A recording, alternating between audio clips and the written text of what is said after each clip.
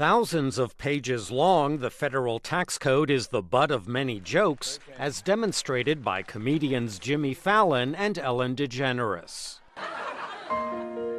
Thank you, Tax Day, for combining the fun of doing paperwork with the threat of going to jail. It's just so Thank you so much. I love that applause. I wish I could keep it all, but the government takes 35% of that.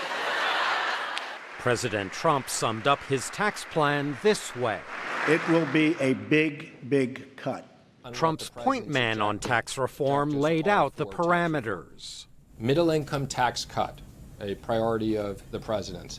Simplification. The average American should be able to do their taxes on a large postcard.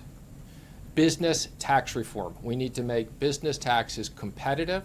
Republican congressional leaders say tax changes should not increase the federal deficit.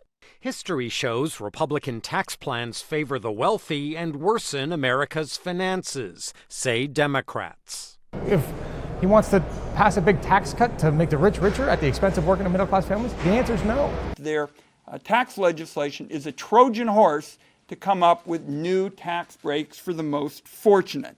While reducing tax rates, Republicans aim to scale back a multitude of tax breaks that benefit everyone from home mortgage holders to charity donors. While those tax changes would make the tax code less complex, they would trigger strong opposition from powerful interest groups. Republicans are undeterred, promising major benefits. We'll see millions of new high-paying jobs. We'll see wages rising all over this country. I think that's what the American people want and expect us to be doing.